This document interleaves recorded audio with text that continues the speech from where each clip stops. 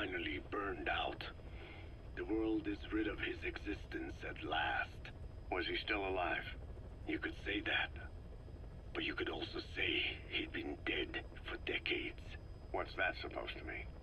Biologically speaking, it's hard to say how much was his life. Side effects from the treatment? No. The primary effect. Keeping a dying host alive as long as possible. That is the whole point. But in the end, he grew too dependent on his children. As if he had any other way to keep on living. He first underwent parasite therapy before the Soviet Union became his home. His body was horribly burned. Fire washed across his thin young frame and stole his skin and his throat, even his lungs. Only through repeated therapies could the parasites keep him alive. Most of his life became something the parasites gave to him. And then he lost the ability to die. That is correct. The parasites live on past the host's death, still aiding cell composition. At that stage, there is no way to extract them from the host cells. There is no way of knowing when the last cell of Skullface's body would die. The only choice was to burn the whole thing. And his children, along with it. And I am one to talk. When my life is snuffed out, I expect you to treat my body the same way. And when I burn, I will truly be one with my children for the first time. You say there were 3 English vocal parasites. According to Skullface, yeah. Skullface had 2 of the English strain with him. You burned both of them. There was an oil fire. I tossed him in. So that just leaves 1. And you tell me Skullface said he used it. He said it was very close to me. Very close. One of your comrades. Or someone ordered to kill you. Or he could have been speaking metaphorically. Metaphorically? Close to your spirit. Close to your heart. Someone who either loves you or despises you. The second one makes a long list. Whichever it is, act with caution. Skullface implanted someone with the English language strain. Who it is irrelevant. Why? I tell you what Skullface really meant. Very close to you means you will be exposed. All the infected here have been given the Wolbachia. Even if the vocal cord parasites infect them now, they cannot reproduce. But if there's a different host among us, host to the English strain. If that were the case, we'd see the symptoms. What about the non-English speakers?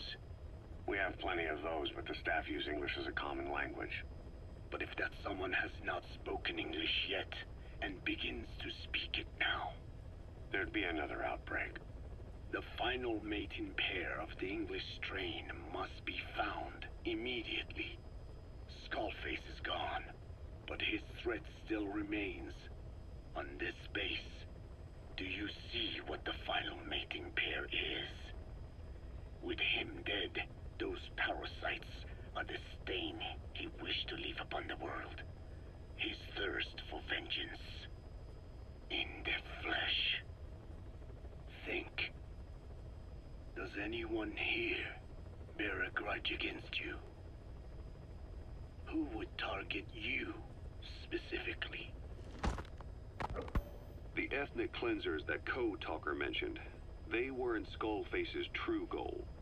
All we have is circumstantial evidence, but here's my theory. It was Cypher who started developing the vocal cord parasites as bioweapons, parasitic weapons, and Africa was the testing ground for them. As Code Talker said, their purpose is the ethnic cleansing of only those who speak a particular language. So they could do a weapon of mass destruction to eradicate specific groups races, ethnicities, or colonies by the language they speak. Or a kind of absolute language control. Or maybe a tool for those arrogant fools to build some misguided utopia. I can see plenty of uses for them. However, in practical terms, they wouldn't be as dangerous as you'd think. Counteracting the parasites is easy, after all. Cut them out of your throat to save your life, or just don't talk. That also prevents the infection from spreading. So if the international community were to find out about them, they'd no longer be the threat they were conceived to be. In which case, their targets would be limited to minority groups as a deterrent or a terrorist tool. It's hard to imagine Cypher developing something like that as a main weapon for their arsenal. That leads me to think we've only tugged on one little thread in Cypher's grand tapestry. An obscure corner of their work, possibly forgotten altogether. In any case, things changed. When Skullface was forced to relocate to Africa and he saw that thread dangling. All the time he continued that research, he was secretly following his own agenda. The ethnic liberator parasites, his English language strain. Skullface said there were only 3 samples of the English language strain parasite, and I think we can believe him. Bringing his ethnic liberator's plan to fruition depended on creating an English version of the vocal cord parasites at all costs. But an English strain would have been useless to Cypher. Worse, it could have destroyed everything they'd built. It was the one type they couldn't allow. That means Skullface was forced to develop his English strain out of sight of Cypher's network. Naturally, he couldn't use the greenhouse facility Cypher had set up and filled with guinea pigs. Skullface must have found some secret place to create his precious few English parasites, hiding all evidence like a man cheating on his wife. Somewhere, an entirely standalone environment. And when his plan entered its final phase, he must have made the place disappear. Some little room, could be anywhere, but now nowhere at all. We'll never know where he did it, but to elude Cypher's surveillance, it couldn't have been big. I believe Skullface was telling the truth. There were only ever 3 samples of the English language strain. Why activate Sahelanthropus in Afghanistan? This is how Skullface wanted things to play out. The Soviet Union secretly develops a new type of nuclear weapon and successfully deploys it in Afghanistan. Revealing the existence of Sahelanthropus results in a return to the glory days of the Cold War. The threat it poses reignites the nuclear arms race between the world's major powers. The demand for nuclear weapons increases around the globe. What if you then introduced a nuclear weapon anyone could get their hands on? Non-nuclear nations, militant groups of all shapes and sizes, they'd all jump at the chance. Sahelanthropus was a marketing tool to sell nukes all around the world. But I think it's safe to say that plan was stamped out before it got up and running. The world's intelligence agencies never did turn up anything conclusive on it. After all, Sahelanthropus vanished before word could spread. Everything that's happened is already a fading memory, never to join the pages of history. Except for Cypher. Cypher won't forget. They'll already be working on something, quietly, beneath the surface. They'll use the pieces of data scraped together from this incident to build their own bipedal weapon.